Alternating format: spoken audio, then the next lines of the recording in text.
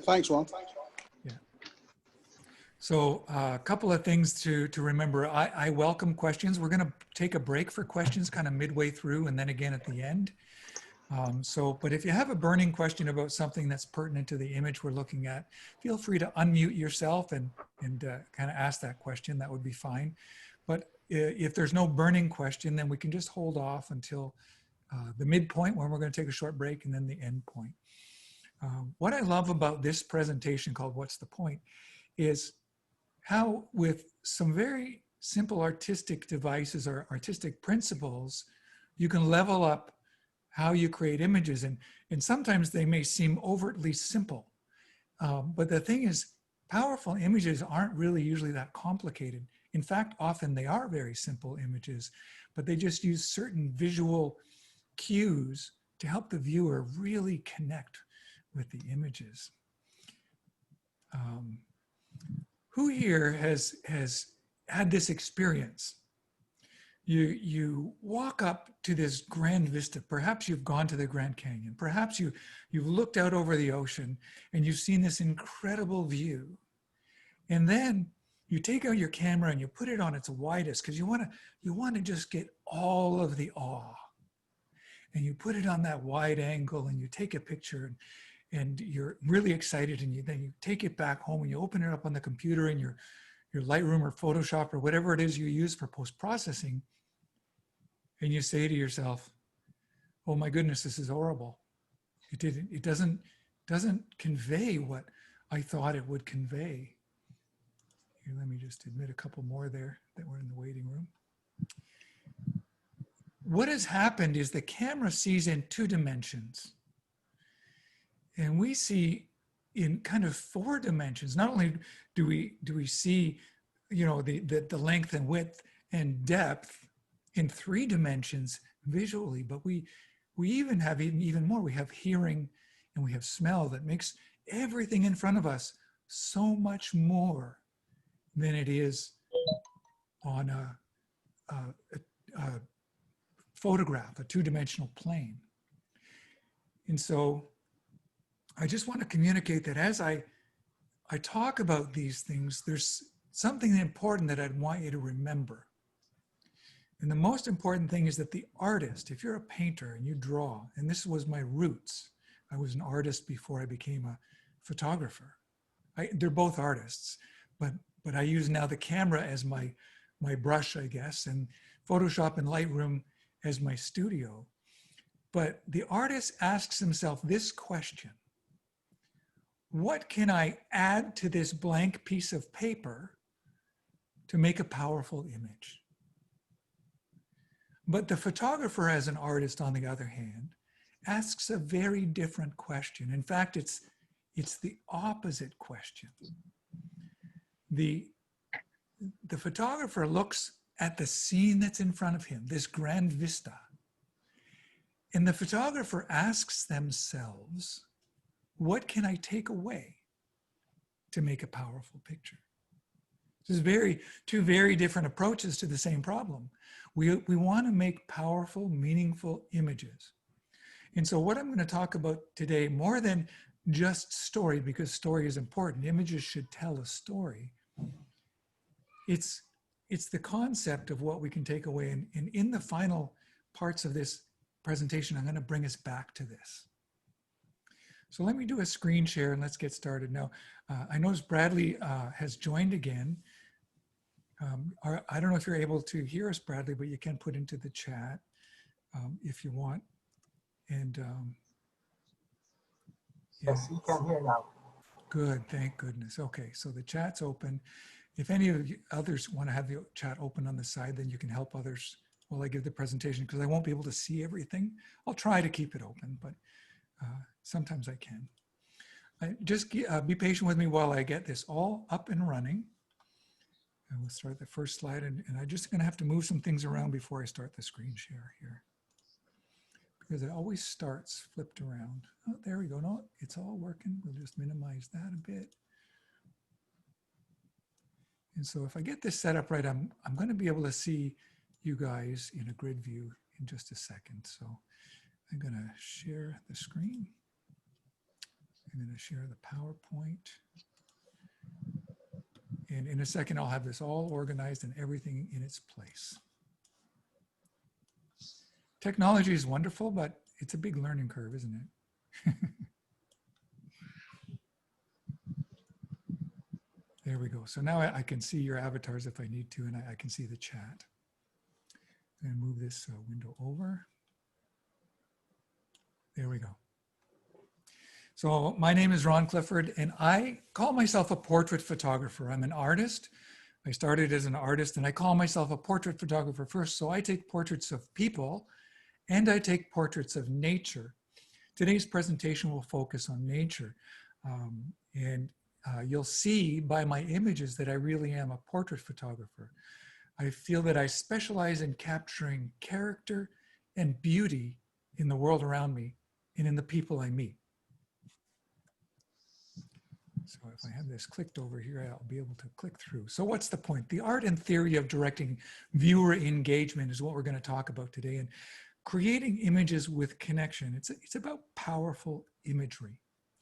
There's a saying that I love more than anything in the world, and it's this: the great masters of imagination don't make things out of thin air. They direct our attention to what is right before our eyes. And with their help, we see it not as commonplace, but as magnificent, not as time-worn, but as timeless. And that's not just for special people. That's you. Everybody here in this room, that's you. And that's me. We're using our cameras to draw attention to what is right before our eyes, and using certain techniques, make it magnificent. You probably know people that specialize in things like macro and street photography that draw our attention to something we've probably seen 100 or 1,000 times, but they make it special. And that's what we do as photographers. So there's going to be three very important takeaways from this presentation that you're going to be able to use to immediately change your images and level them up. And one is the area of highest contrast. In fact, you're going to get sick of me saying this term. Hello. Yeah. Oh, huh? Some seminar. Oh, okay. Sorry, Hugh. If you could just mute while we're doing the seminar, then I won't hear that. I am new.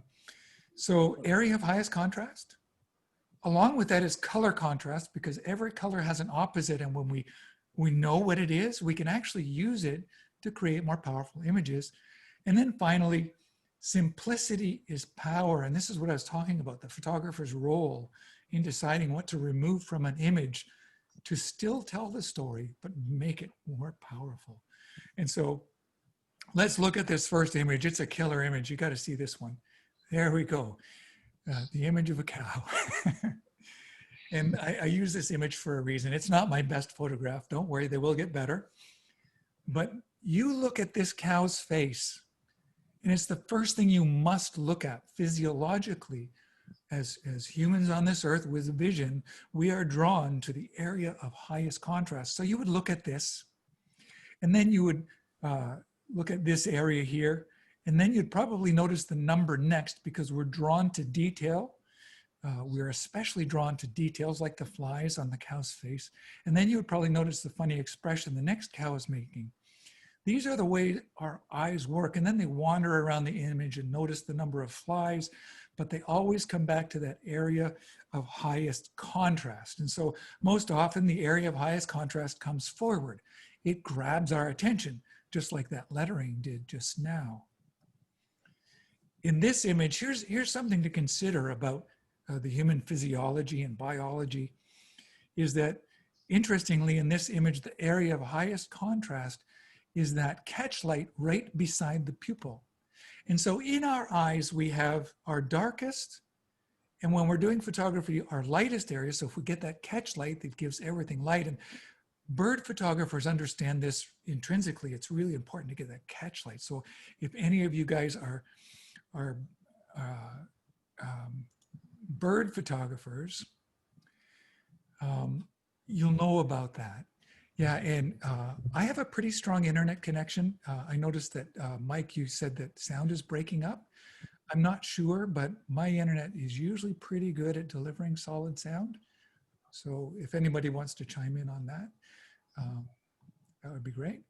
And so the area of highest contrast here is that catch light beside the pupil. And then we have colored eyes. Some of us have brown eyes. Some, like me, I have blue eyes. This lion has amber eyes. And that'll all play into the presentation as we move forward. But that's the area of highest contrast. And we can't help but look there. So it's interesting that as human beings, we see that. Now this image is a little different. The area of highest contrast is actually black on white, not white on black. And that's important because many people feel that light areas come forward and black areas recede, or dark areas recede. And that's not really that principle at work. The principle at work is the area of highest contrast here that's coming forward. So this small dark colored dog, this black dog, is the one that we have to look at. And then we see the other three. So it's really important to understand this principle. It's the most powerful principle that I teach on. Let me just go down. I just want to erase, I got some text in there. Sorry, in the background, I'm just trying to keep up with everything. There we go. So this is that principle in opposite, so that the white area comes forward, the black area recedes. But notice in the front of the beak, this Brunix guillemot, very common bird in the Arctic. And he's got that little white speck. I'm sure there's a reason for it. I'm not quite sure why, but I'm sure there's a scientific reason if we study these birds, why they have a white speck on the end of their beak. But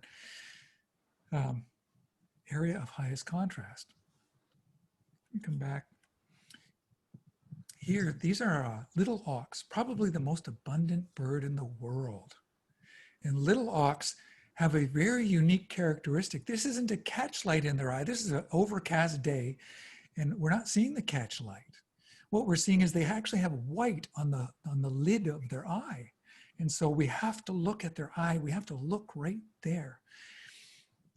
One thing I teach, there's something else happening in this image, and that's, you see there's a colored background behind them?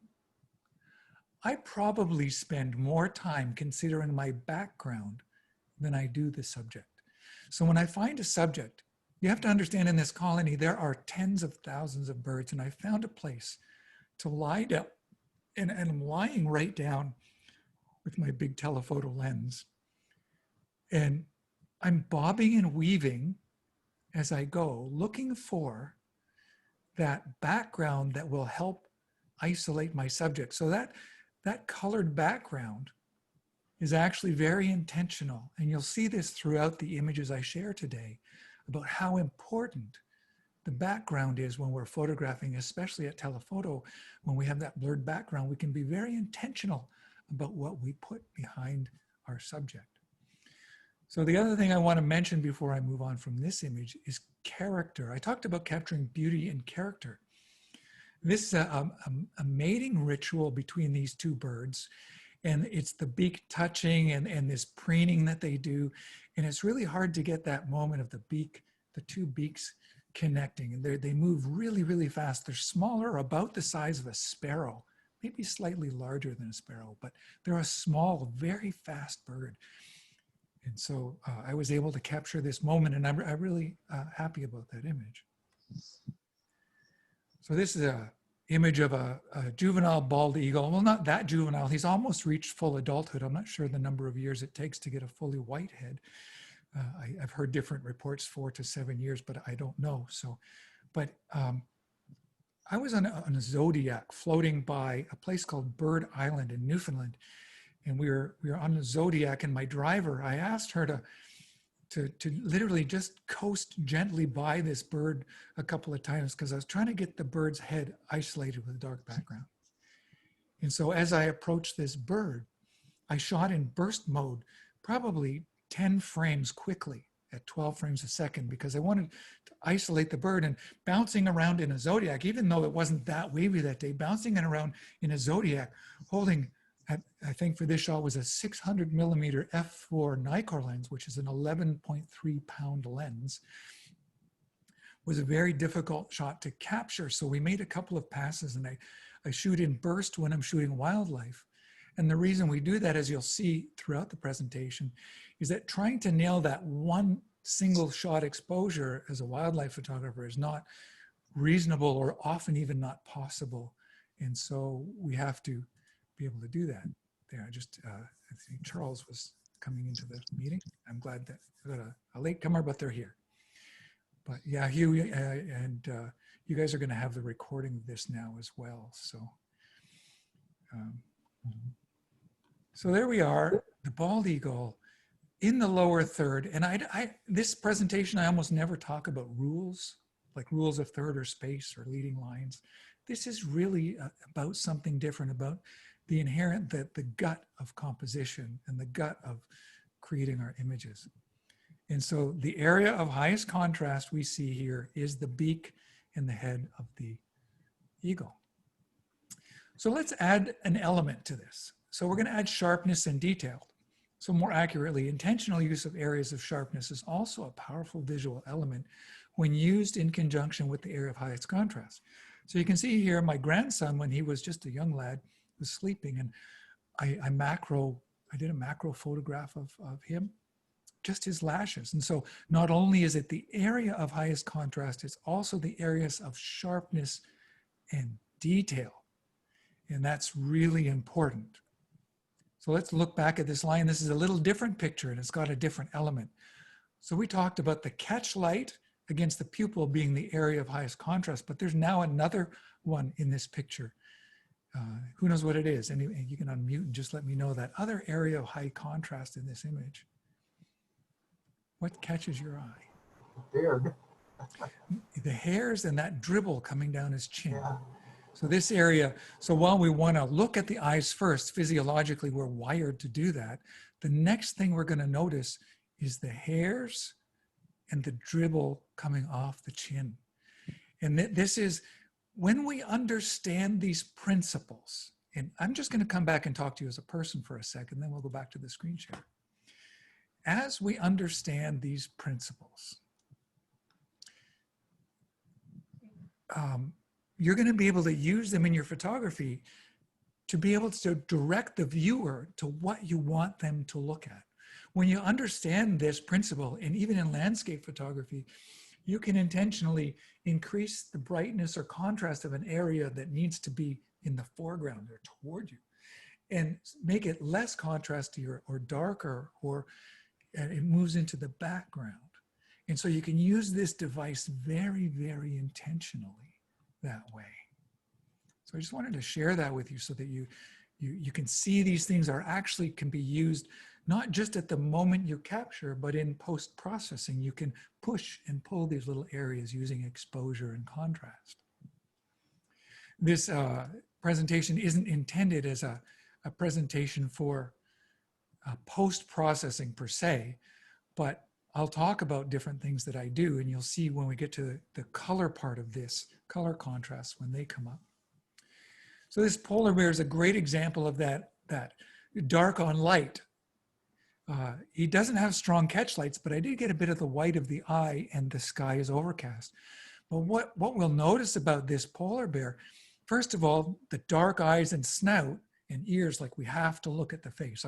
We are wired to it. But we got the dribble on the chin, and we got the hairs. He just came from a swim, so his hairs are spiky and sticking out, and we have to notice those things. And then our eyes have time to look around. This was a juvenile bear, first year on its own, maybe even its first weeks or days on its own, learning to hunt for itself. And so she's skinny, but I think she'll be all right. It was early in the summer, it probably had just left its mom after 2 years, and she's learning how to hunt. In fact, she just missed a seal. She was hunting and she just missed getting a seal. And so I'm pretty confident she was going to be okay. But she's on the thin side, but she's not dangerously thin. And she was very curious. Who doesn't love a penguin? I love penguins. For those that don't know what I do, I'm a polar expedition guide, guiding photo symposiums to the Arctic and to Antarctica, or at least I was until COVID hit, and I'm sure I will again. And I love to help people get images of a lifetime. What you're going to see here is this idea of detail and contrast means we have to look at these penguins. We know they're penguins. They're very small in the frame. But as a whole, we can see they're arriving at their rookery and moving across this incredible amount of snow on the side of a mountain across an icy bay. This was my first landing in Antarctica in 2015, and thousands of penguins were coming in from the surf. And what I didn't know was I was witnessing a very unique event that happens that doesn't get physically witnessed very much. This idea that these Gentoo penguins arriving early to the rookery before the snow has melted to stake their claim on the good spot on the rocks before the snow has even melted. And when they come in by the thousands like that, I was beside one of the other symposium guys, Daisy Gilardini, who is a Nikon ambassador and an esteemed wildlife photographer. And she turned to me and said, "Ron, do you know I've been coming here at the time?" She said, "I've been coming here for 18 years and I've never witnessed this. And this is your first landing." And I was able to witness this scene. So very privileged. So let's add one more element. By default, when we use a telephoto lens, we're going to create selective focus, but we can do this intentionally by using a wide aperture, those f-stops like 2.8 or 3.5 or 1.4, depending on what your lens can do. If we add selective focus, and then it combines with sharpness and detail, and then when we add that with our idea of areas of highest contrast, we get this. And so if we look at this image, we see, I don't know if you guys can see that little blowfly or that little tiny fly, or maybe it's a black fly, I don't know, in there. But I'm about to introduce a way that I shoot very often. When you're looking at this shot, these plants are very small, maximum maybe a foot high. And so I'm using my close-up lens on this, and I'm lying on the ground. My chin is literally touching the dirt in this image. Oh, Mike Evans rejoined, so we're going to bring him back in. So I think he has a low connection. So in this image, I'm lying on the ground.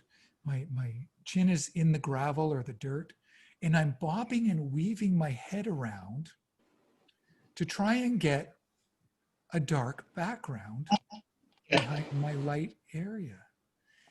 And so that is, yeah, and I'm sorry, Mike, you're having trouble with your connection, but you'll be able to catch us later on there. I'm just going to mute your mic there.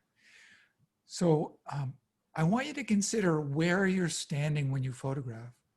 Do I need to get lower? Do I need to get higher?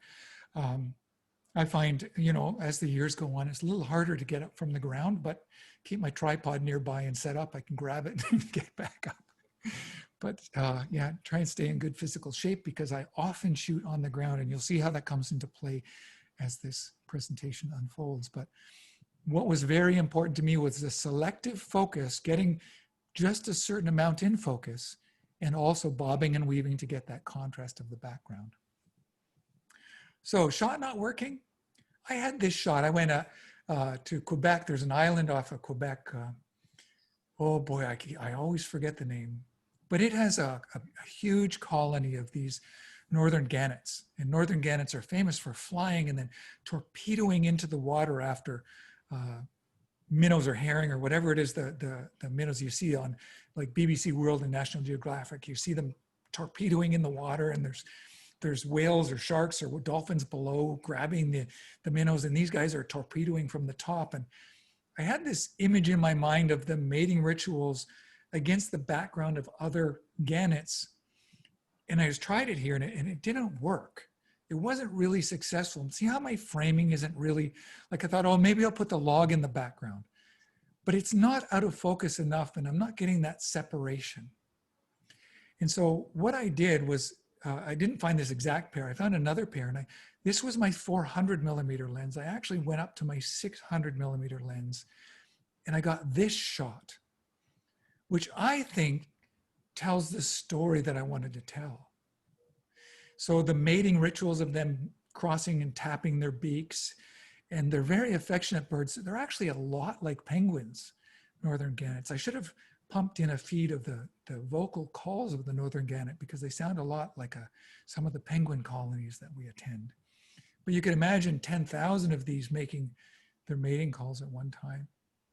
And of course, it's not a pleasant smell on a penguin colony or a gannet colony, as you could imagine.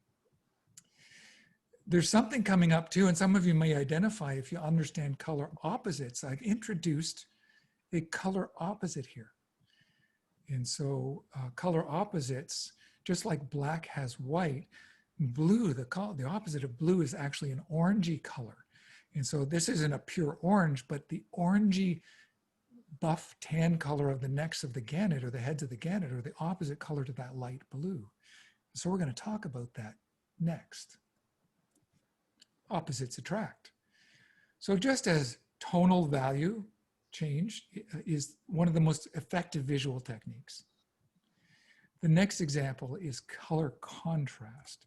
So if we look at a color wheel, some of you may know this and some of you may not, but the artist's color wheel has 3 primary colors, and those 3 primary colors are mixed in different ways to create all the spectrum of the rainbow. So if we look at the color yellow and we go directly across, we have a violet.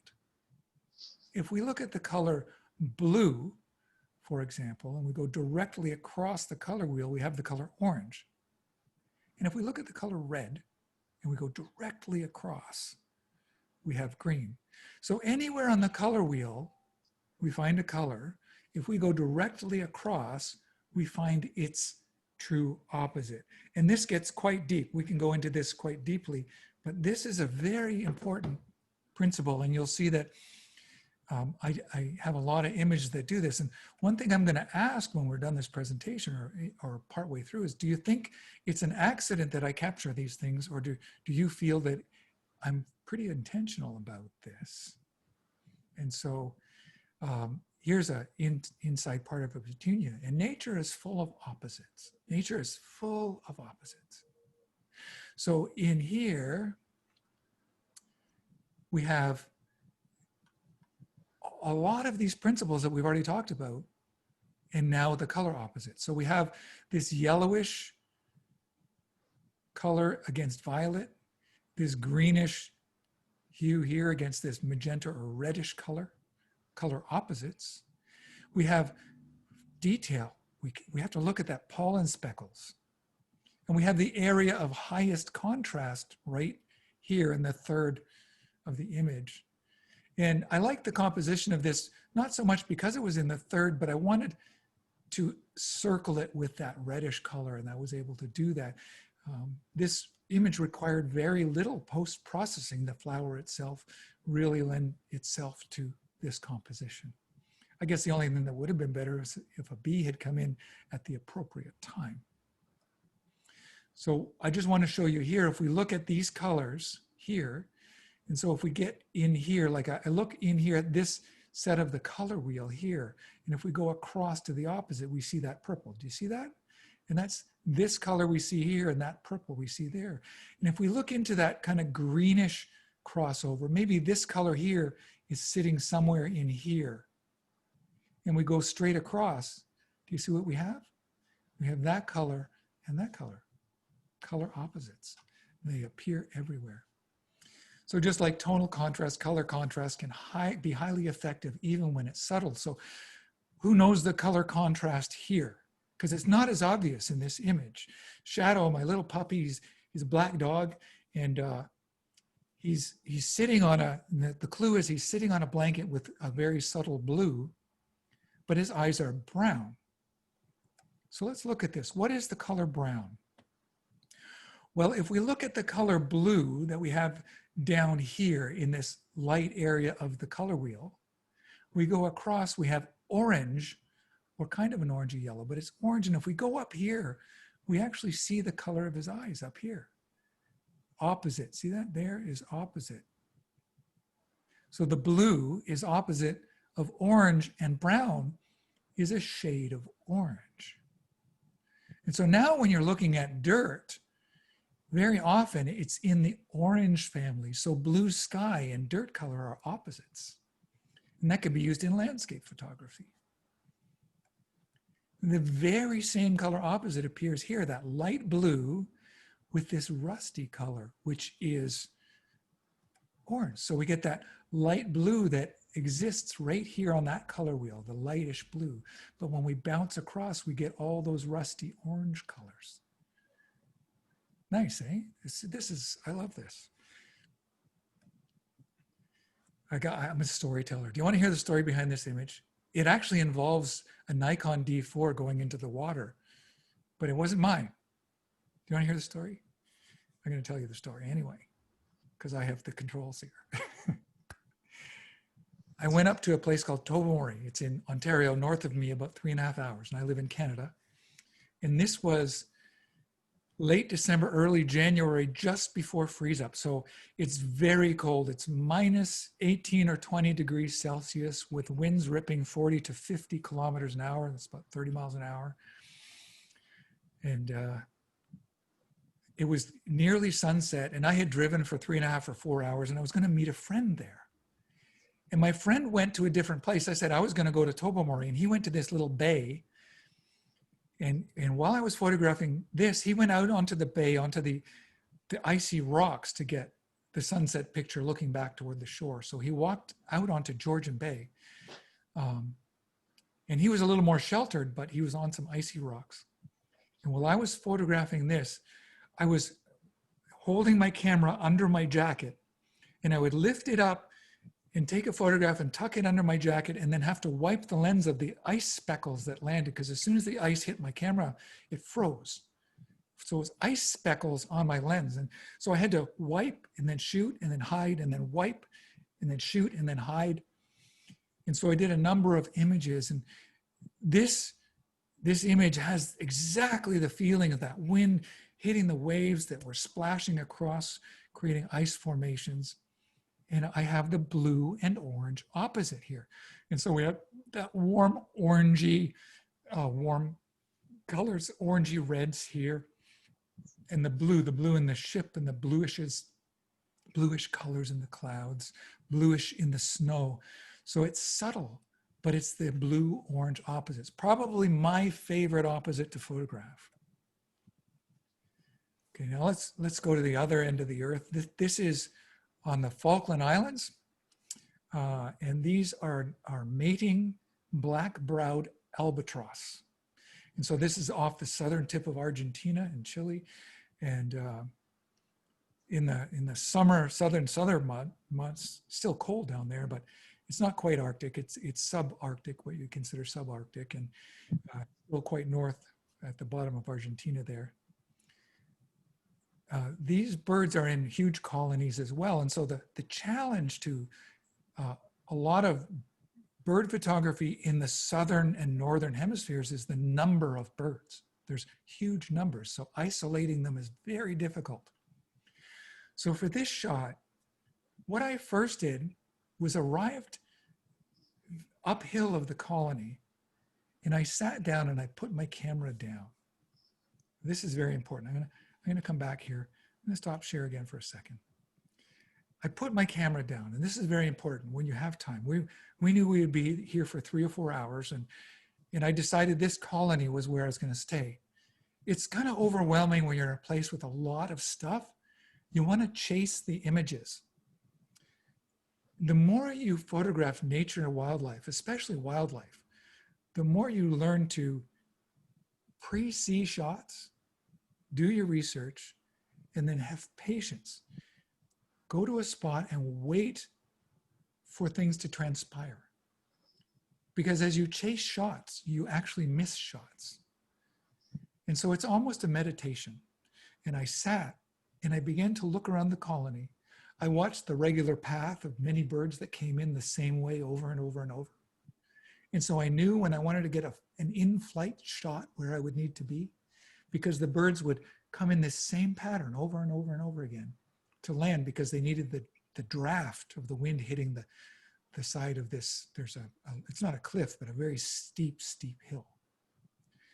And then I looked for mating pairs, and when a male or female would come back in, they would land and they would find their mate, and then they would go through these rituals. And I had never gotten a ritual where they were literally connecting at the beak. And so here I found a position very uphill, and I'm lying very downhill toward the water, again with my chin in the rocks and the dirt.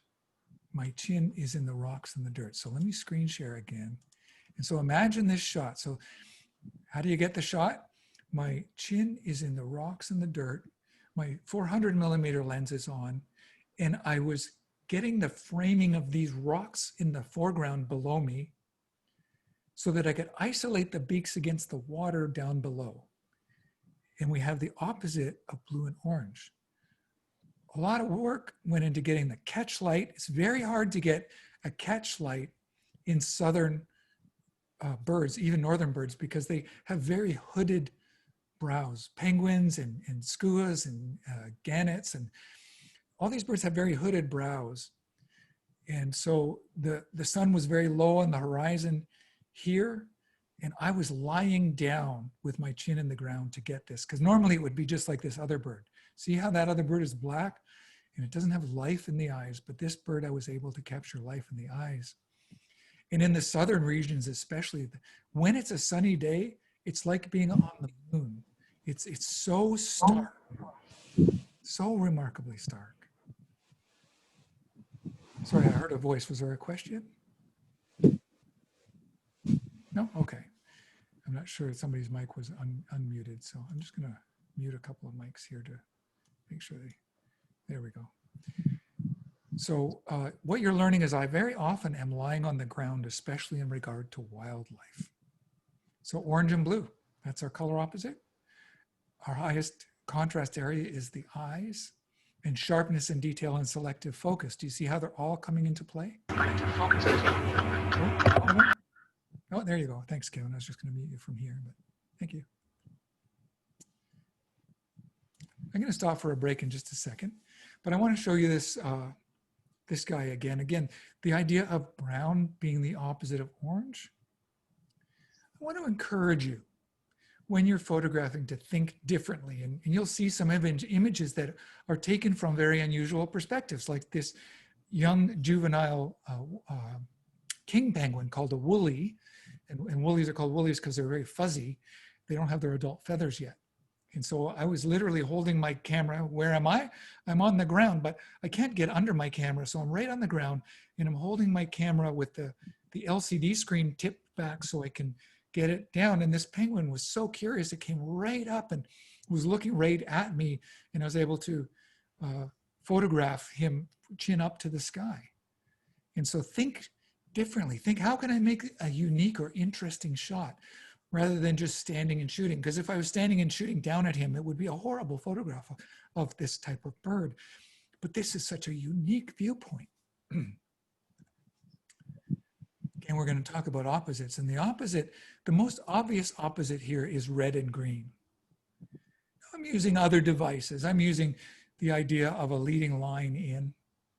And red being such a powerful color automatically will draw our attention. But because it has the words harbor mist on it, we have to look there. We're always going to be led back to look at the sharpest area of detail.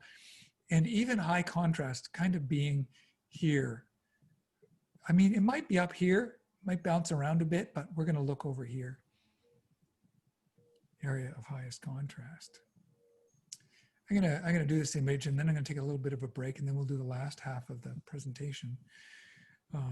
This image is a signature image, and remember I said being up north, this was taken at that time. Remember the wind-driven water was making ice on my camera. When we went over to the north shore of Lake Huron here, between Georgian Bay and Lake Huron in my area, the driving winds have encrusted these cedar trees. These are trees. And it encrusted the cedar trees. And I call this alien ice forms. And it's kind of like a druid. You notice there's like a skull right on that one image. And what we have here is areas of highest contrast being here on the main druid. We have color opposites. So I have an orangey color here and here against the blue. But we also have a violet color against a yellowish color. So the orange moves toward yellow. So violet to yellow, orange to blue, color opposites. And so you can see that I very often photograph this way. Okay. let's do one more image and do our break. Because this image here, see these trees here, this was taken a little earlier. This was likely taken on the same trip as the one with the wind-driven water. And on that trip with the wind-driven water, I get back to my story, my friend was a few miles south in a bay and he slipped on ice on a rock. And his camera, his Nikon D4 at the time with the 14 to 24 millimeter Nikkor lens and carbon fiber tripod went into the water. And that was the end of that camera, sadly. He was able to actually get it repaired because he pulled it out of the water quickly, and that Nikon body had good water sealing, but it wasn't enough to save it. He was able to get it repaired, and it wasn't salt water, so it was salvageable. Yeah, if you're on ice and snow, you got to exercise extreme caution. We often use snowshoes, which are the 4x4 of winter. And so this is the beginning of those cedar trees starting to get encrusted. And after a couple of weeks or months of the constant spray before the lake, which is just to my right, freezes over, they become ice encrusted like we saw in that image. So here we have orange and blue, area of highest contrast, and the detail here, the detail. Here we have yellow and violet. It's kind of to orange, but it's still yellow to violet. And we have the detail, which draws our eye. And the area of highest contrast, I guess, sits right in the middle, but also along the trees. Let me come back for a sec. Excuse me. Okay, so here we are. Are there any questions here, or I'll keep the chat open if you're not able to talk. Hey, Ron. Hey, Hugh. Hey, I've got one for you. Yeah. If we go back to the image with the alien escapes. Yeah. Let's go there. In post-processing. There's the image there. Let me just move our window. Sure. There, yeah. Yeah. In post-processing, I can see one mistake I probably have made with this. Because we intentionally think of ice as white, I might have used the white balance and put it on the ice and changed it to, to purely white. And I've lost that, as you said, that color contrast between the blue. So did you leave it that way intentionally in terms of the blue? Yeah, so in terms of the blue late in the day, which this was, the sun was already set. So late in the day and the sky above me was clear behind me, the ice actually picks up a lot of blue. And then the sky on the other side, so the sun was set right over here, but it's already gone. And so the sun is hitting the haze and what clouds were left in front of me. And so it is bright in color. And I'm actually getting, see the reflection off the ice? Like you can see there's actually reflection right off the ice of those colors in the background. I did enhance the blue. I didn't want to white balance the ice because it is reflecting the blue that's above me.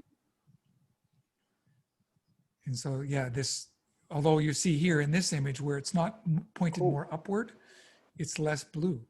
And that wasn't, I didn't make this blue and this not blue. That's the way the image was. This ice is also milkier than the ice on the ground, I think. Like more milky in appearance. They're really cool forms though, aren't they? Look at that, looks like little elephants or something over here. A related question, Ron. Would you intentionally change the sky to fit for maximum impact on your photo? Yeah, so let me explain my philosophy on post-processing and creative license. So I'm an artist first, and then a documentarian. So my photography isn't really documentary in nature, it's creative in nature. You'll find that with my wildlife photography, many of the images are very close to the raw output. I have my camera set to Nikon standard, maybe with a little bit of color adjustments. I tweak it just a touch, I add a little bit of sharpness. But in landscape photography, I'm very liberal with my creative voice. And so I'll shift something from perhaps a cool blue to a violet blue. I have no problem pushing and pulling colors that exist in the image.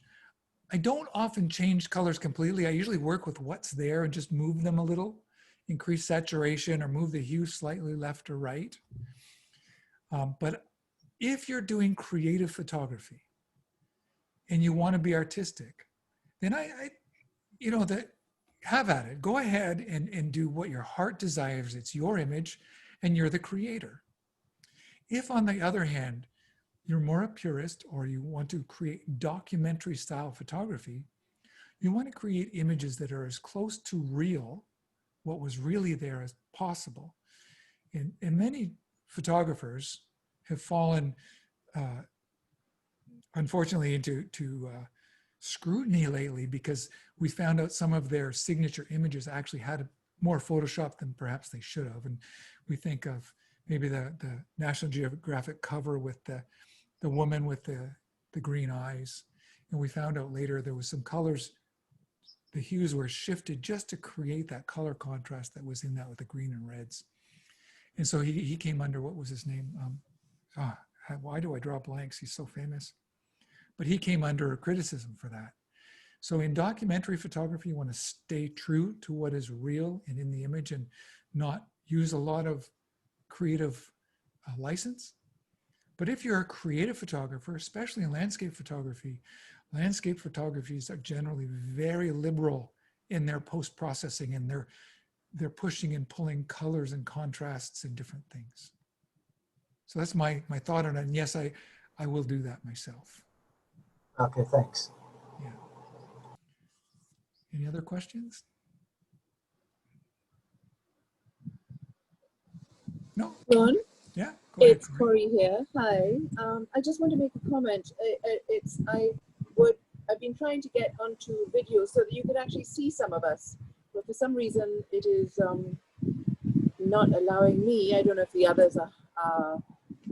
Yes, some do it on purpose, some don't do it on purpose. Yeah. But I'm just wondering if there is something stopping so that you can actually see us instead of us just being blobs in front of you. I'm not, but let me go to your name. I'm not doing it on purpose, but let me go to your name and click the request video, and maybe you'll get a little pop-up.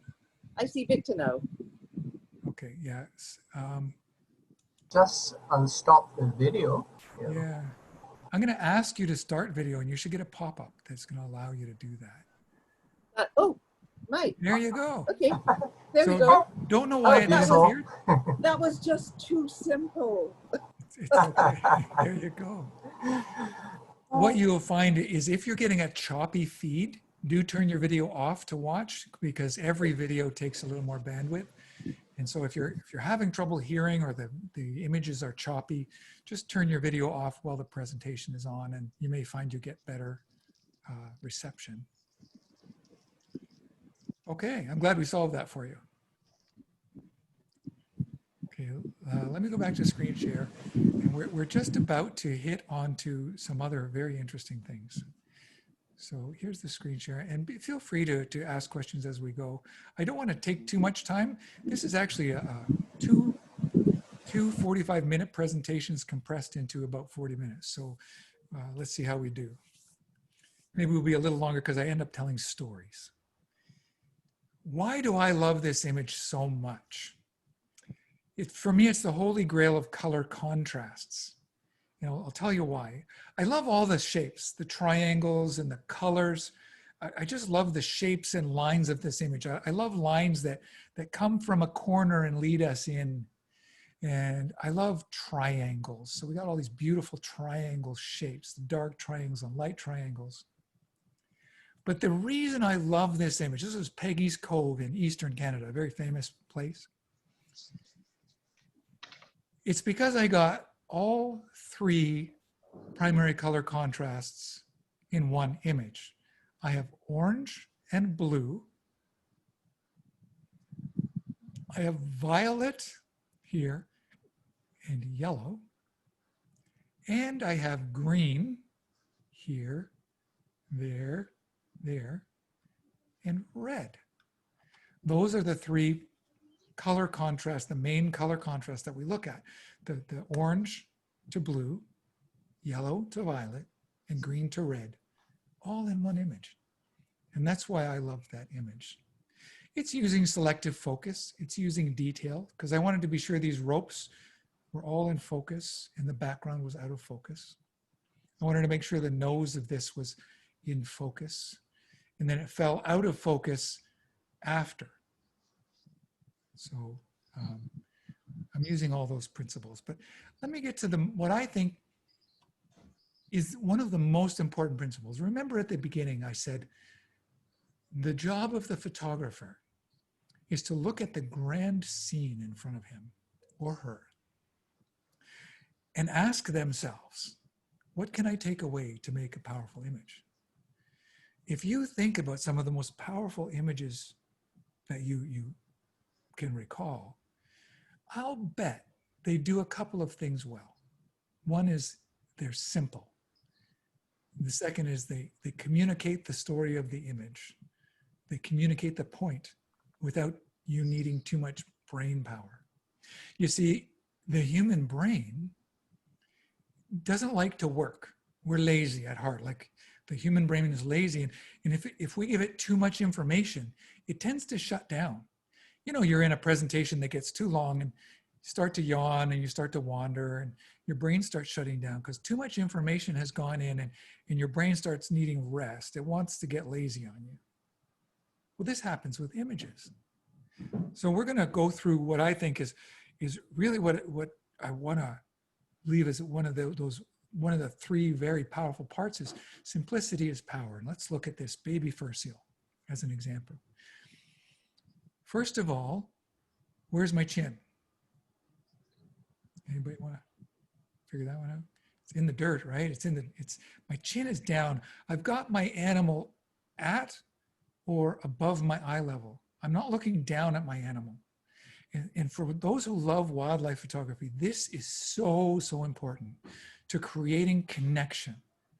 Like you connect with this little baby fur seal. First, it's calling out to its mom. It's making this little bleating sound, bleeping, or like a little lamb kind of sound, just not quite as lamb sounding. And we're going to see all the principles come into play here. So the area of highest contrast really kind of is the whole subject against the white or light background. And the way I do this, and I do this over and over and over again, is I get low and I shoot toward an overcast sky. You can see by his eye, it looks like there's people behind me, and you can probably see me in his eye. And there's a gray sky. I love gray skies for wildlife. Shooting in Antarctica is a fantastic thing to do in South Georgia Island because it's most often a gray sky.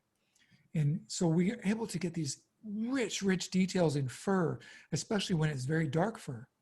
And so I expose for the fur, which means my camera's telling me this is actually an overexposed image. It thinks I'm overexposing. If you're on an auto mode, you're going to have to exposure compensate, or you're going to have to plus light into the image if you're on an auto mode by as much as sometimes 2 stops in order to expose for that seal properly so that the sky goes to white or almost white. And then in post-processing, you just take your white slider and just tweak it out just a bit more, and then you have your white background without very much work at all. This is almost a raw file, almost. I just had to get the background a little whiter using the white slider and make sure that my exposure on the seal was right. So I love the mouth too. I love the detail of the fur around the mouth. And here's a different kind of seal. This is a baby elephant seal. They're called weaners because they're being weaned from their parents, but they also look like little sausages. So maybe weaners are a good term for them. And what I love about this image is they're just characters. They're very playful. They're just remarkably, for this short period of time while they're weaning, they're remarkably curious, and they'll come right up to you and they'll lie in your lap just because, or on your camera bag or across your back, or they're kind of crazy that way. But these aren't small seals. A baby weaner like this is about 500 pounds.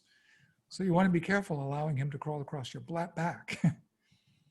Again, I'm lying down and I'm shooting towards him, and the background is made up actually of a colony of king penguins. And so that's where I get my background. And you can see that we notice the details of the sand on his whiskers, this detail that draws our eye, or we look at the eye because there's an area of contrast, these areas of high contrast, like the sand bits along his lip. And the selective focus puts him into my foreground. Think differently. There's a picture of a king penguin.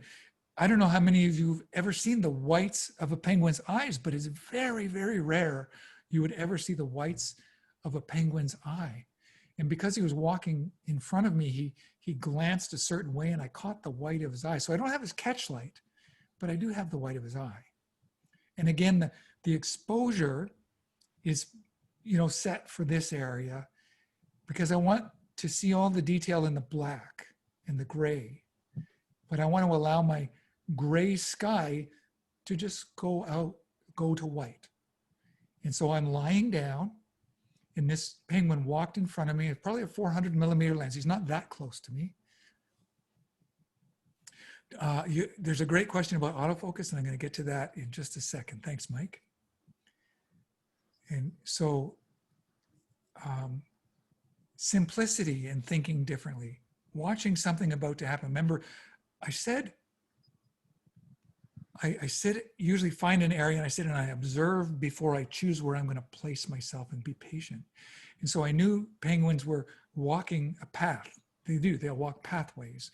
And I knew eventually if I was here and I was low, a penguin would cross in front of me where the sky was isolating them and there was not a colony behind them, because as you'll see as we go, there are thousands, tens of thousands, or even hundreds of thousands of penguins. Sorry, Everett, that you're not able to hear. Yeah, aside from turning your video off, hopefully the sound is coming through all right, and it will be on the recording. So Mike, to answer your question about focus, I use back button autofocus on my Nikon camera. Canons, you can do it. I'm pretty sure Sony's, you can do it, almost any. That means that my trigger finger only takes the picture. It doesn't use focus. And so my back button, my AE lock button, becomes an AF button. So it's in small cluster. So it's single point with the small 9 cluster around it. So I should have a picture of this because I get asked this question all the time.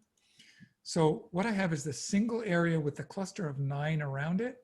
Some cameras have 15, some have as much as 25 dots around the single, but it prioritizes the single. And that's important with a telephoto lens because the telephoto lenses hate the peripheral focus points. They struggle so badly with peripheral focus points.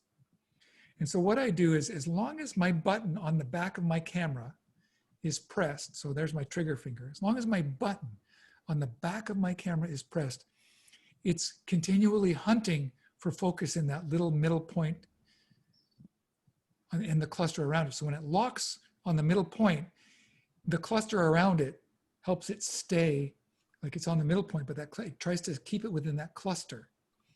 And then if I let go, as soon as I let go, it locks. It's perfectly locked in focus and I can recompose and click. So in this instance, I would have been pushing my shutter down, focusing on the beak, and then when I'm ready, I just let go to lock it and I fire. And then I'm perfectly focused on the beak or the eye, probably the eye in this particular situation. So back button autofocus in continual single point with 9 points around it is my favorite shooting mode. My new Z6 is a little different because it doesn't have the 9 point.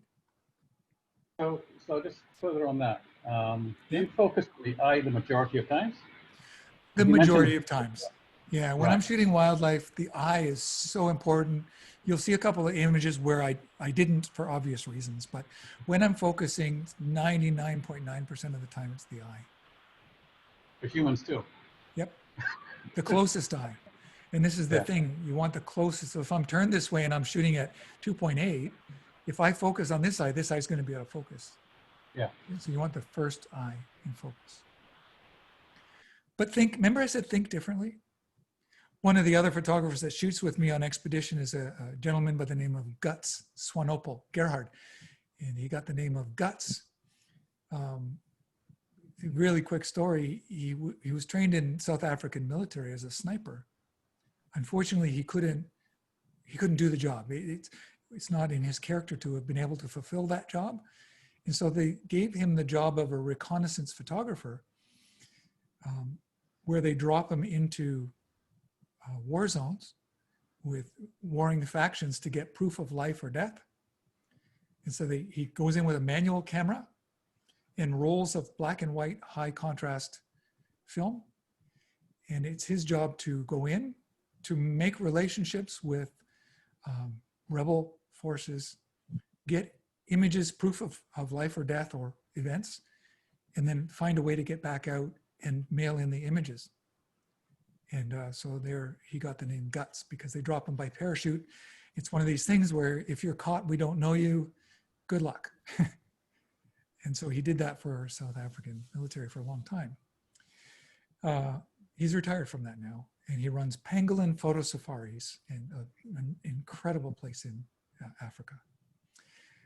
But he does a presentation called What's the Point? About thinking, pardon me, what's the point? Think different. I do What's the Point? He does Think Different. And it's all about thinking differently to create images. And this is a very unique picture of a penguin. And what I like about it is it talks about simplicity, sharp focus, area of detail. Look at the detail. But look at, there's a shift here. It's this bluish violet to this yellowish orange. They're actually opposite on the color wheel. So we have the opposite, the area of highest contrast, sharpness and detail, simplicity. We have all these elements that I've been talking about in the one image. I love birds. You'll see a lot of birds in the wildlife. I didn't realize I was a bird photographer till I looked back at my catalog of images, and guess what? I'm a bird photographer. Who knew? So here, again, area of highest contrast. Can you share that, please? What was that, Victor? Can you share the video? Oh, I'm not seeing the yeah, video. I didn't share video again, sorry. No. Thanks for telling me.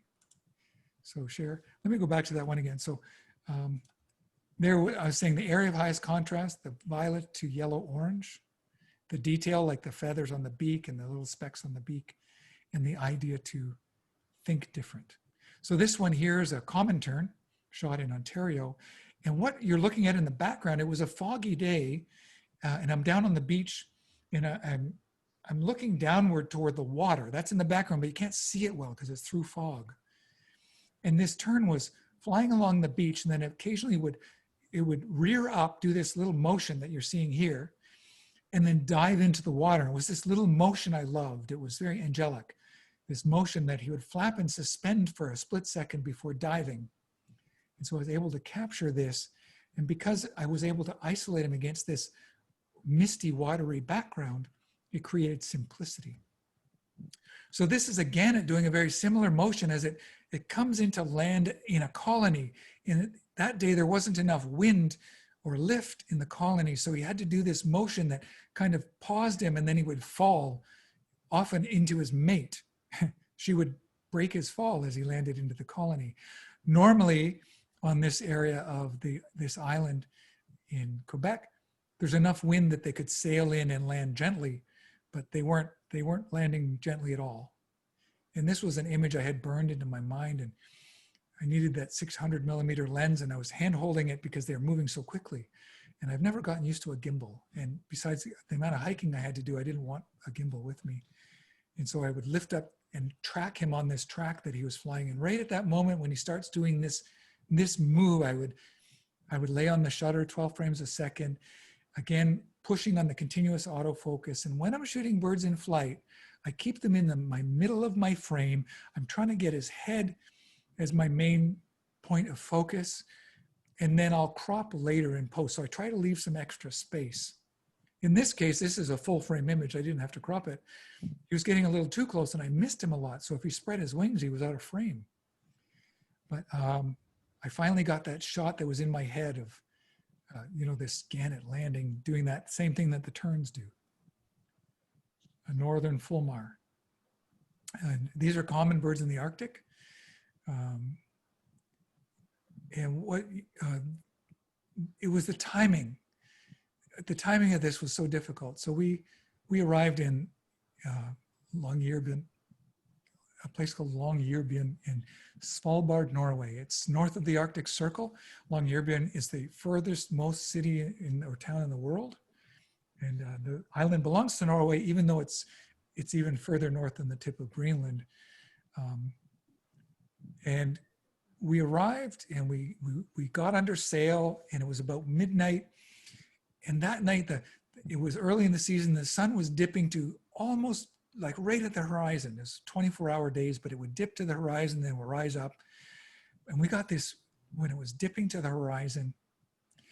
And I know my friend Daisy and I were there as guides. And I rushed out to the deck because I saw this liquid happening behind the ship. And it was like this, you know. And the fulmars were flying across this oily golden, often golden, sometimes bluish, depending on where the sun was, backdrop. And I had this image in my mind of a fulmar flying across actually the reflection of the low sunset. But have you ever tried to be in a moving ship trying to give birds direction to go exactly where you want them? It took thousands of pictures, maybe 1,000, maybe 1,001. I don't know what it took. But a friend of mine was with us on the trip who was able to take the trip for the first time. And she came out, and she's not a wildlife photographer, but she's good at thinking differently. And she was exhausted from travel. You got to imagine, to get to these areas, it's, you know, a couple of days of travel, and you get there late, and it was midnight. And she was exhausted. She said, I got to go in. And I said to my friend, Laura, you understand that this level of light and calmness may not happen again on this trip or any other trip. Like, it's very rare opportunity to get the birds behaving this way in the calm water. And she tried, but she said, no, I'm going to go in. And unfortunately, she did go in. And I'll show you in a second what happened. But we persisted. This was a different day, but same bird, same kind of thing. And I want to point out that when you're photographing birds in flight, especially over water, there's going to be a reflection. And the tendency is to focus on the bird. And what happens is you cut the bird off in your frame, in the reflection, or the camera locks onto the reflection. You've got to be very aware of this. It's really important to try and lock onto the head of the bird and not have your camera lock onto the reflection. I don't know if you remember this, if you get into this situation where there's a clean background, but that reflection is actually probably higher contrast than the bird, and your camera focus point is looking for contrast. And so it's going to try to lock here. So I love this image because I actually have a wisp of the cloud above in the image. It's mimicking kind of the bird wings, the idea of mimicking. So guess what happened? By 1 o'clock in the morning, after about 1,000 images, a fulmar went in front of that area of water that was being hit by the sunlight, and I got my image. I'm not sure which. I think it locked on the face here, not down here. It might have locked on the wingtip, but I have enough depth of field that I got the face in focus. But I got the shot that I was hoping to get by persisting, getting an image in my mind, and just persisting until the event transpired in front of me instead of chasing other shots. And being patient and being willing to shoot. I'm very confident it took probably 1,000 images to get this image, because you'd be ready and the fulmar would swoop into view, and then you would be 12 frames a second as it swooped past, and then you kept going until it was past and out of the range of that reflection. This one isn't my sharpest image. In fact, it's quite a crop. I do my best not to overcrop images, but these are Arctic terns, or I think they're Antarctic terns, because these feathers are longer on Antarctic terns. But yeah, it was walruses, so it was in the north. These are Arctic terns. So they were over hauled out of walruses that we were all photographing. And then I heard this commotion above me, and these birds were in mating rituals in the air. And so I just quickly turned, and because I have this back button autofocus where I could quickly go from photographing walruses, where I was using my single point on the eye and then recomposing, I was able to go up to these birds and hammer on the continuous autofocus at 12 frames a second and chase these birds down. And I was able to get this photograph of this ritual in midair. I'm very proud of that shot, even though it's not remarkably sharp. If I had had the 600 mil instead of the 400 mil, I could have got a better image maybe, but that day I had the 400 mil on and that's what I captured. Remember, the principle here is simplicity. I'm showing you images with remarkable simplicity that communicate. So there's a cormorant in South Africa drying its wings on a log because they're one of the few water birds that doesn't have the protective coating on their wings. And so while they dive, they also have to dry off before they can fly again. And so, or fly effectively. And so this is a cormorant in a typical drying off. And so we have simplicity with the areas of highest contrast, but what draws us is the details. All these sharp details are what gets our eye to look at our subject. We recognize silhouettes so much. I love silhouettes. And here's another example of that. This is, to me, more typical of what a reindeer, northern caribou, a reindeer looks like on the island of Svalbard. And these are unique to the island. They're a specific breed of reindeer, and they're small and stout and really, really well adapted to harsh environments. I made a bet. So Daisy, my counterpart, on this trip, we were leading a symposium and I went left and she went right. And there was a caribou off in the distance, kind of between us. And she gambled that the caribou, the reindeer, same name, but the reindeer was going to go to the crest of the hill on the other side, about 1 kilometer away. That's where this is.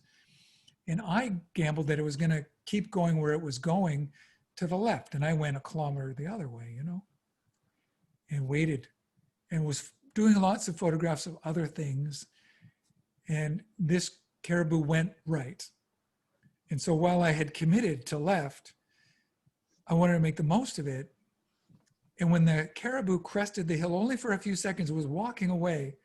And a few seconds later, the face was beyond the horizon. He was going downhill.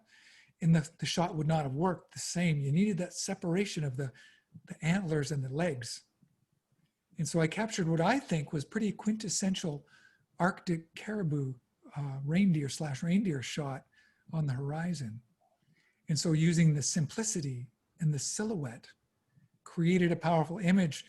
Now Daisy, on the other hand, was literally on the other side of that berm or bream, whatever you call that, photographing it in the light in all its glory, lying on the ground. She got a wonderful shot too, but I'm very happy with this shot. And again, I'm thinking differently. I don't want to fill the frame with him. The idea wasn't to fill the frame with his silhouette. It's to show the landscape, the scale, this idea. In post in that image, Mike, yes, I did reduce the blacks quite a bit. In the image, this is a greenish, brownish, grassy, rocky area. And so I did reduce the exposure and brush in my blacks to create the image. This one, I was very fortunate with this one. It was featured National Geographic Daily Picks, Daily Dozen, Editor's Choice, Pick of the Day. The one thing I remember about this morning, besides the incredible sunrise, was, well, we had to get up at some interesting hour, like 2:30 in the morning, and we're on the landing at about 4 in the morning. And we were scouting before the passengers arrived, and this sunset was just exploding. And as a landscape photographer, I wanted the sunset, but as a wildlife photographer, I wanted the penguin. And so I laid down on the beach, and a couple of the penguins decided to walk in front of us through the water instead of going behind us on the beach. And this was my commitment. I committed to lying down in the dirt, in the sand, and I saw the penguins approaching, and the penguins went in front. And I was able to silhouette this penguin at the moment it walked in front of the sunset, because I don't actually put the sun in almost any of my sunsets. It's something I didn't even know that I did on purpose until years later, and I looked at my catalog of images and I realized, wow, I very rarely have the sun in my sunsets or sunrises. So yeah, king penguin. So I'm telling my story. I'm telling the story of South Georgia Island sunrise, the ocean, the mountains, and the king penguins in almost full silhouette. And this is pretty close to raw file out of camera. I didn't have to do a lot to this image. It is close to what it was. This is a skua, northern skua, southern. So this is Pryan Island, South Georgia Island. And this is a southern skua. And the role of the skua is the only land predator of penguins' eggs and chicks. And so it's the only land enemy of the penguin in the southern hemisphere. Well, I guess except for the odd seal that might try to jump out of the water and grab one. But and the day was, I couldn't get a good picture that day, but I saw this skua kind of getting rest beside the boardwalk up to a place where an albatross was supposed to be nesting, but wasn't there that year. And so I saw this guy and I said, you know what, this would make a really, really good close-up study. And so I did with my 400 mil lens and one close-up adapter, I was able to take a really, really close picture of this. And what I didn't realize was that this grayish blue ring in his eyes, I didn't notice until I got the close-up picture, and then the brown. So we have a color opposite, we have the details, we have an area of high contrast here, and then selective focus. So all of these things and the simplicity of the image by really isolating the bird. One of the hardest images, I think, I was so fortunate. I wanted to get a picture of an elephant's eye. And first of all, you have to get an elephant close enough to you that a 400 to 600 millimeter lens will get close to the eye. I wish I had had my 600 mil on this trip. I didn't. I had my 400 mil lens. And this elephant was very young and very curious and came right up to our shooting boat in the grasses of the Chobe River. Because in the early season, they go into the Chobe River when the water's receding and they get the grasses. So they're able to pull these bulrush-like grasses out and wash them in the water and eat them. It's very nourishing for them. And they love the water. Elephants are wonderful in the water. And it's able to get this. And what made this incredible was the sunset. It was nearly sunset. So this highlight is the sun over my right shoulder, off to my right shoulder. And I was able to get it lighting the elephant's eye. And if you can see, they're highly hooded. And it's almost impossible to get a lit elephant's eye like this that is natural and not in that alarmed look that you see where they open their eyes wide, but in a very natural pose. And elephants, African elephants' eyebrows or eyelashes can get really long. These were moderately long. It's one of my favorite elephant images ever. But it was shot from a shooting boat below eye level, right on the edge of the low boat while we were shooting. Me and Charles from Pangolin were shooting this together and captured that bucket list image. I can't wait to go back to Africa. So the question with an image like this is, how much Photoshop do you think I used?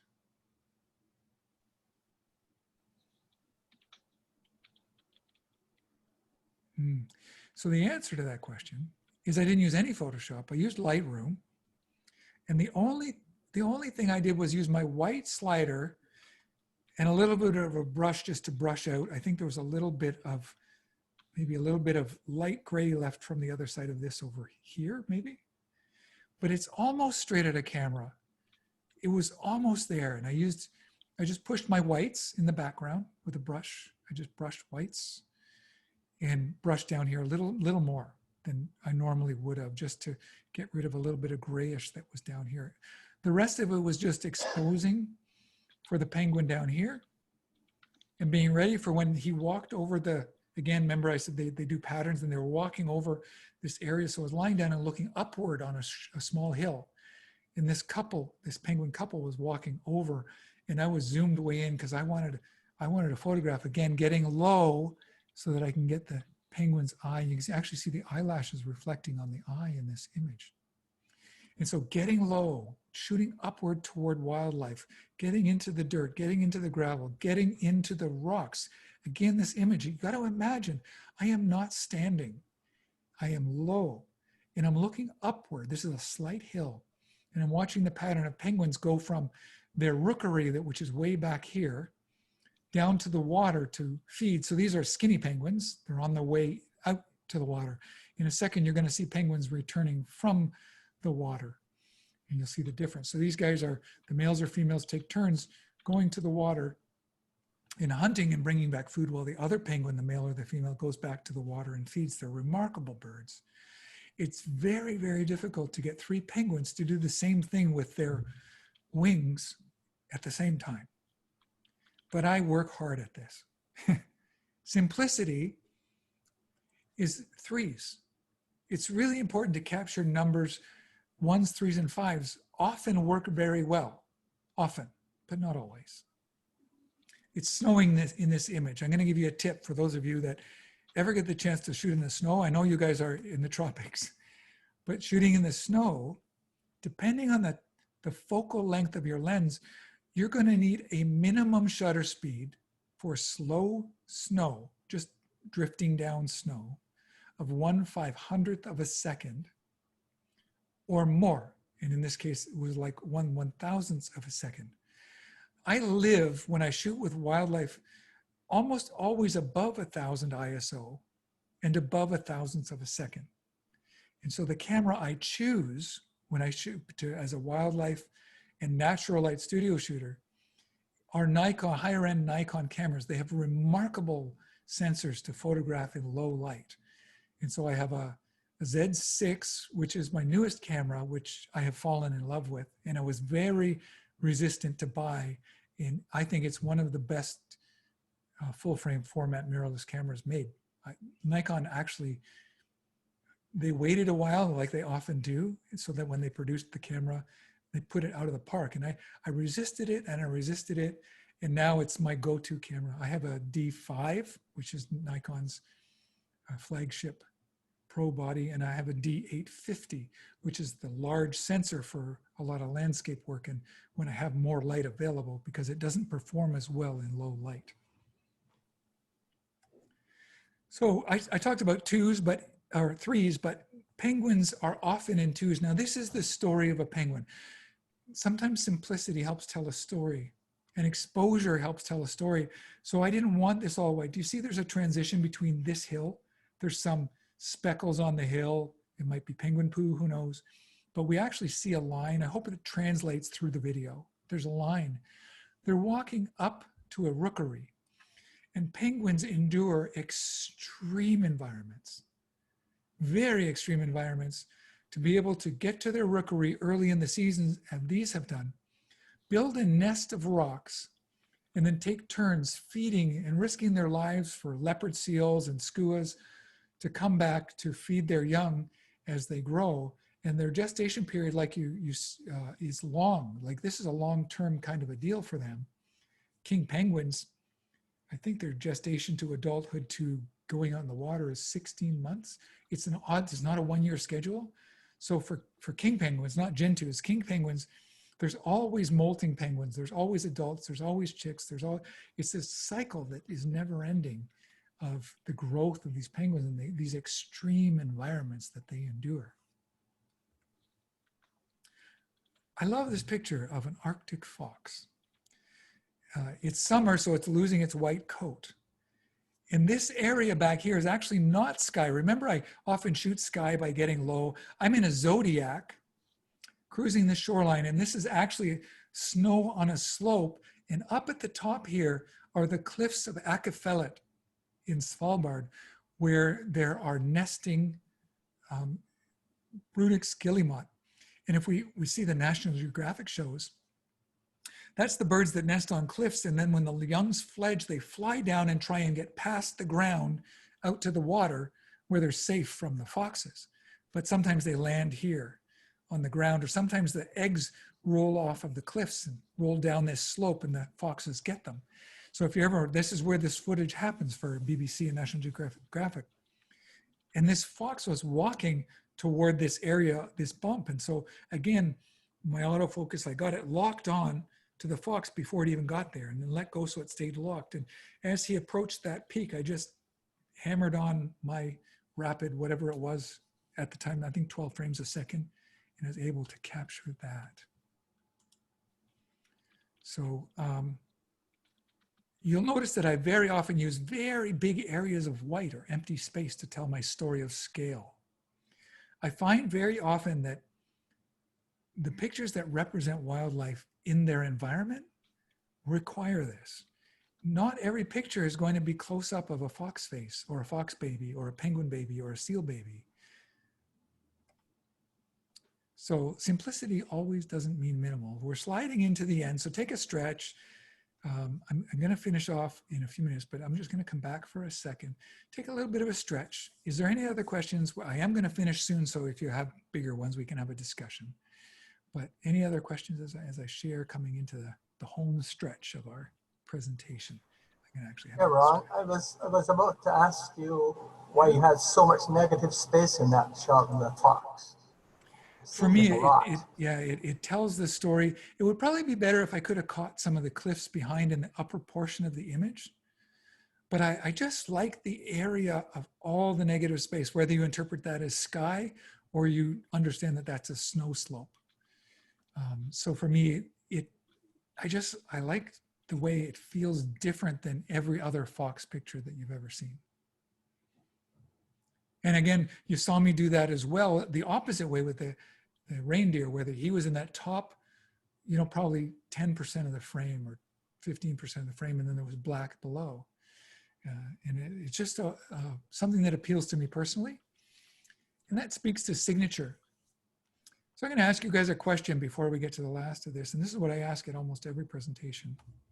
I can't see all your hands. I'm going to go into grid view so I can see whoever I can see there. I see a few of you, but maybe by a show of hands, but you'll nod. How many of you think you have a signature or style? Because most of this is a big question they ask pro photographers. How do you develop a signature style?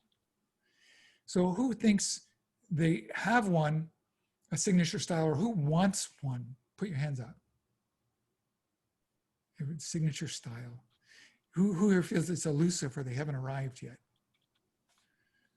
Some of you. So here's what I want to share with you. What was that, Corey? Yeah, I asked, can you repeat that question? Who is what?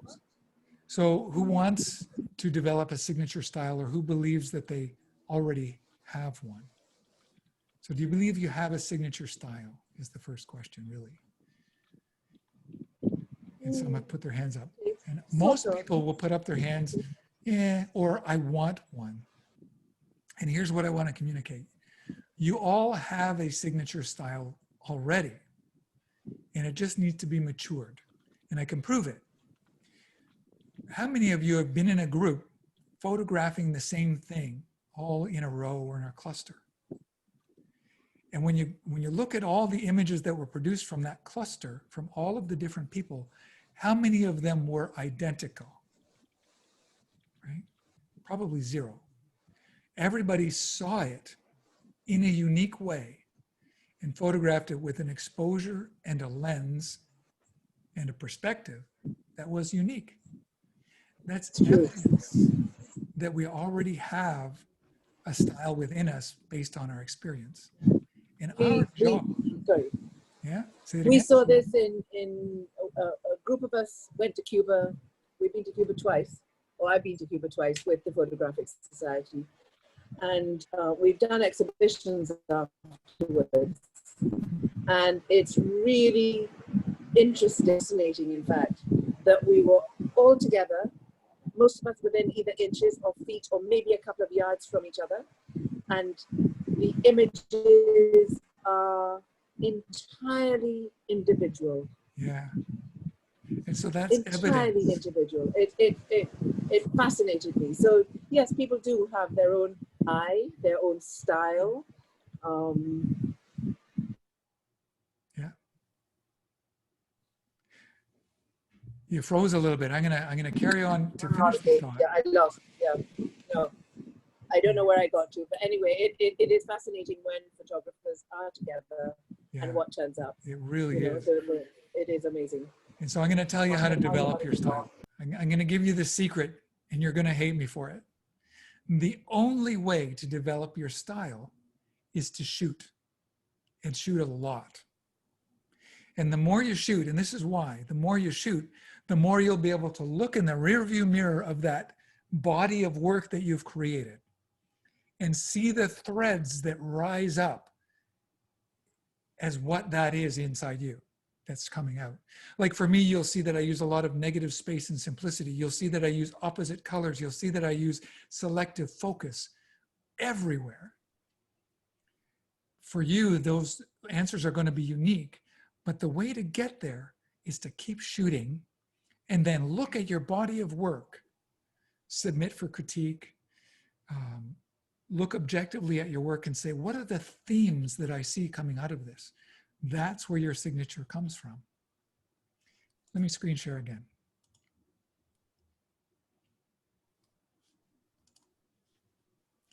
Okay, so simplicity doesn't always mean minimal. It can still be simple, but have a lot going on.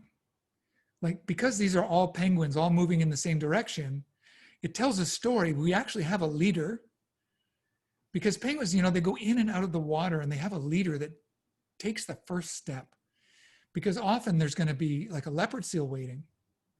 And so they kind of walk around like, I'm not going to go. Are you going to go? Oh, I'm not going to go. Are you going to go? And then finally they get in such a tizzy that one dives in, and then they all dive in. And it's the same way coming out of the water. Very often one will go first. Again, a group of king penguins coming in from the ocean, and the composition is simple.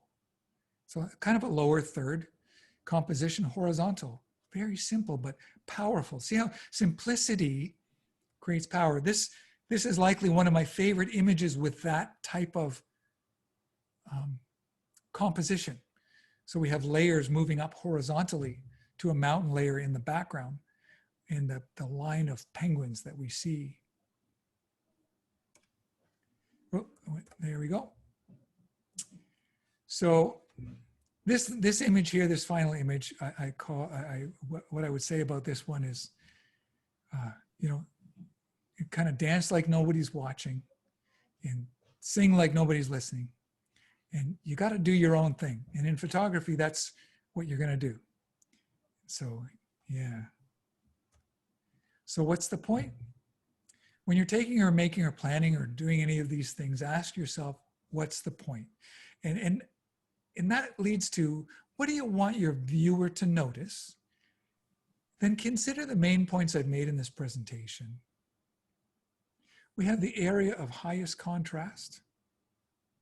We have detail and focus, which has to do with the area of highest contrast. We have color contrast or opposites, and simplicity is power. So thanks for watching and listening. I'm going to end with reminding us that the great masters of imagination don't make things out of thin air.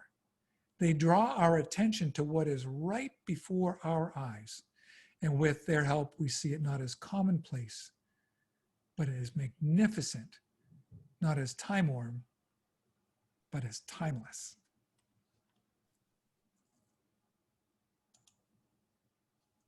So thank you very much for watching this presentation.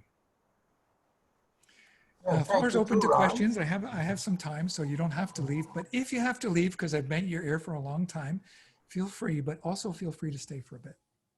Go ahead. Sorry, go ahead. Oh, no, I was saying thank you very much for a wonderful presentation. But I'll shut up and let other people ask questions. Yeah. No, that's okay. Yeah, thank you, Victor. I appreciate it. I didn't see my timer, so I really went long on this one, I think. Sorry about that. I just wanted to tell my stories.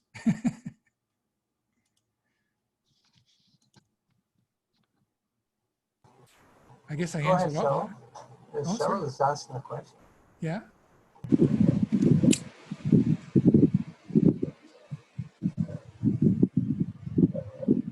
Yeah, I'm not hearing it. If you're trying to ask a question and we're not hearing it, you could type it in. I'll answer. Type it into the chat. A little icon on the bottom. No question here, but thank you very much. And I love the the clarity in your imagery. The clean simplicity, as you say, the clean simplicity, and using the color complementary when you see it. I'm a painter also. I'm a photographer and a painter, so I'm used to using the color wheel. You know, I learned with the color wheel from years ago, and I think that that is something that so many photographers actually don't know about. And using the color wheel to find those colors that are complementary to each other, which makes the image pop. It absolutely makes it, like with the boats, the one that you love, with the boats, you know, the blue, the yellow, the red, the green, it just makes the color pop. And it's that's a learning process for people, is when you find that, is to realize that it's there and to take it, you know. So love your images. Thank you. Really do. What I love to bring to the table is the idea that many photographers are attracted to photography technically, and they like the immediacy. You know, you take a picture, it's like a dopamine hit. The shutter goes and an image comes, and there's just something highly addictive about the act of photography that we often, you know, many photographers, not all, many photographers don't understand how important understanding artistic principles are to creating powerful images. And so I really love to teach on that.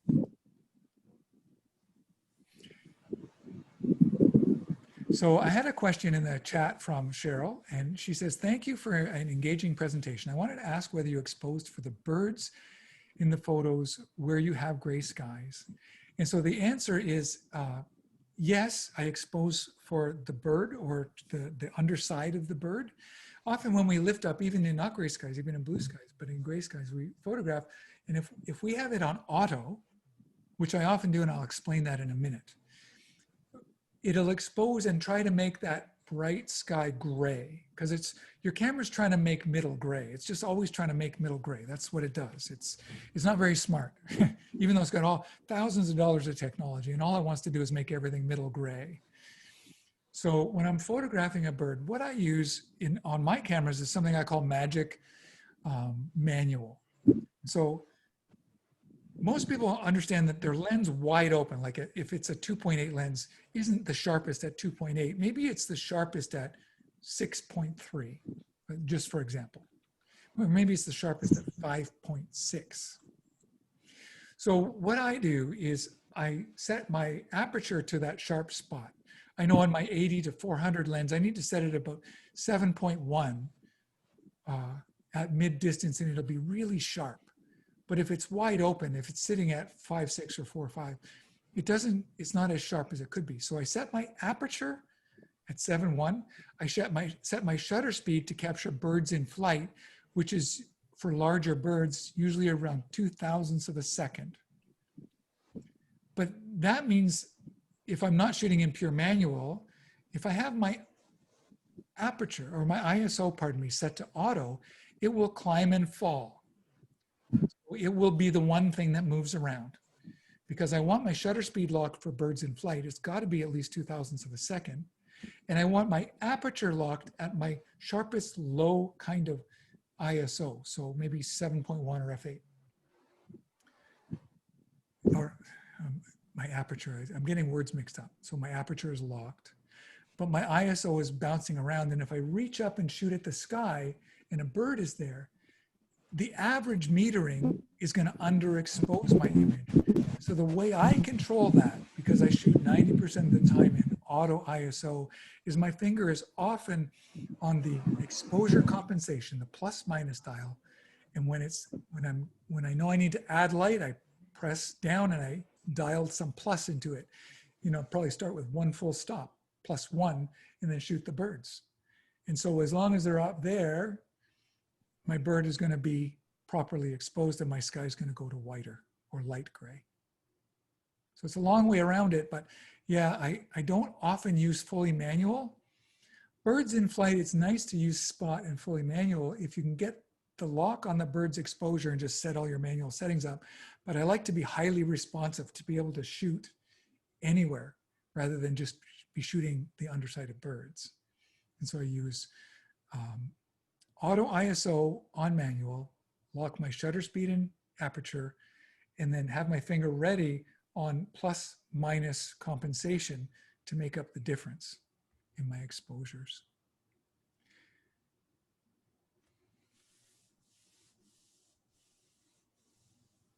So Mike has a question: from the images I displayed today, a lot were tight.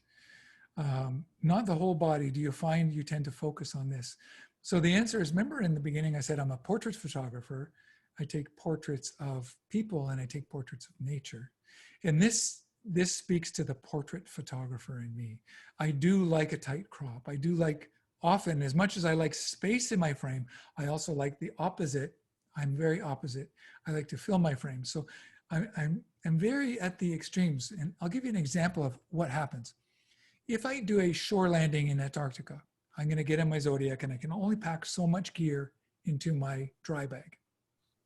I'm going to bring a 400 millimeter or an 8400 millimeter lens.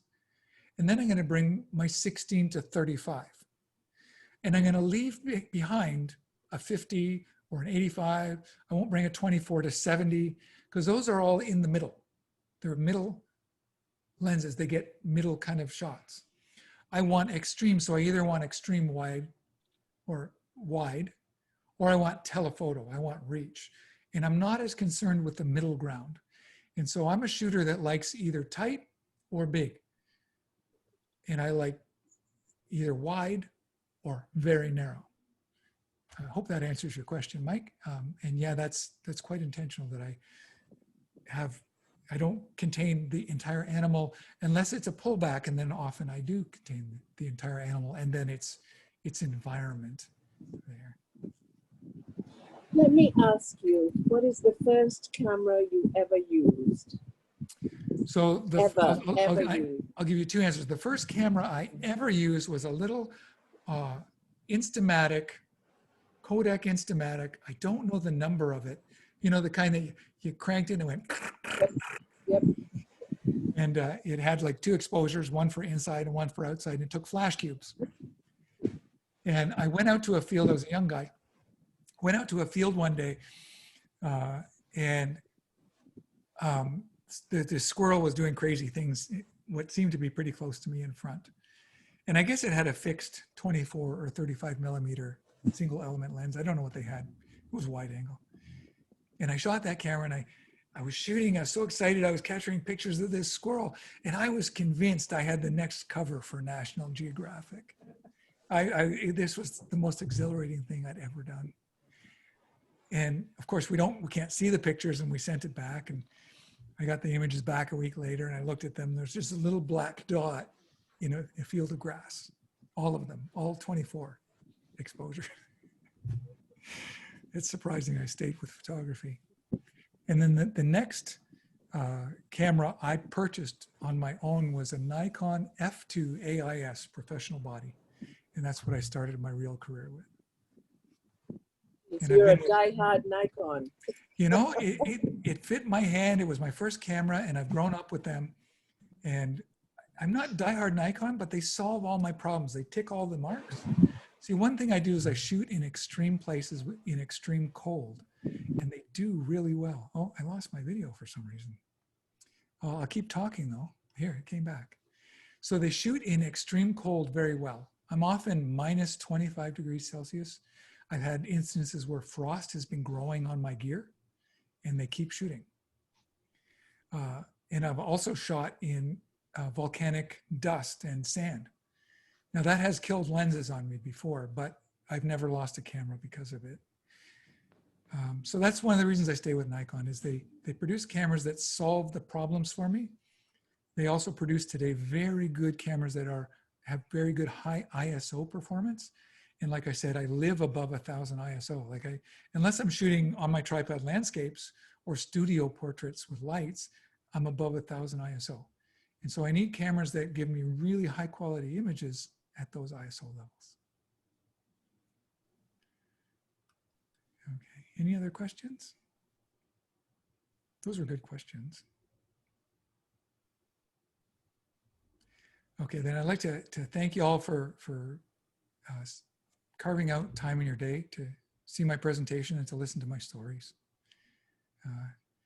And I'll get the recording up to you, Hugh, and you can clip it at the front or back if you want, or just leave it the way it is and share that with your group. Thanks, Ron. You're welcome. And Okay, yeah, Ron. So on behalf of the group, just want to say again, thanks very much for a very enlightening presentation. I think was, as I said, enlightening, and we have a lot to take away from it.